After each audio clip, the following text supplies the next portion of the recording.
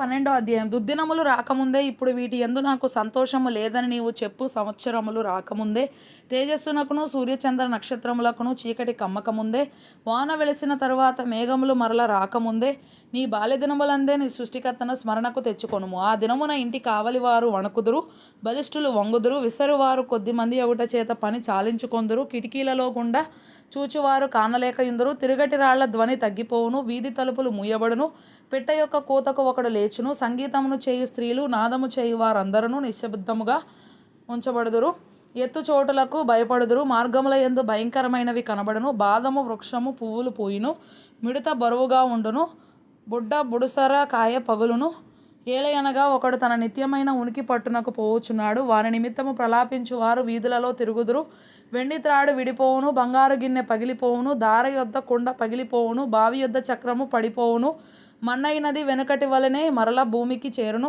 ఆత్మ దాని దయచేసిన దేవుని యొద్దకు మరల పోవును.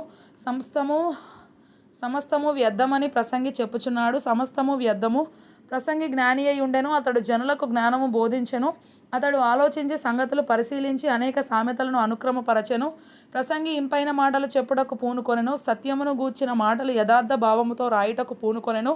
జ్ఞానులు చెప్పు మాటలు ములుకోలల వలెను, చక్కగా కూర్చబడి బెగగొట్టబడిన మేకుల వలెను ఉన్నవి, అవి ఒక్క కాపరి వలన అంగీకరింపబడినట్టున్నవి. ఇదియుగాక నా కుమారుడా, హితోపదేశములు వినుము. పుస్తకములు అధికముగా రచింపబడును, దానికి అంతము లేదు. విస్తారముగా విద్యాభ్యాసము చేయుట దేహమునకు ఆయాసకరము. ఇదంతయు విన్న తర్వాత తేలిన ఫలితార్థం ఇదే: దేవుని యందు భయభక్తులు కలిగి ఉండి ఆయన కట్టడలను అనుసరించి నడుచుచుండవలెను. మానవ కోటికి ఇదియే విధి. గూఢమైన ప్రతి అంశమును గూర్చి దేవుడు విమర్శ చేయనప్పుడు ఆయన ప్రతి క్రియను, అది మంచిదే గాని చెడ్డదే గాని, తీర్పులోనికి తెచ్చును.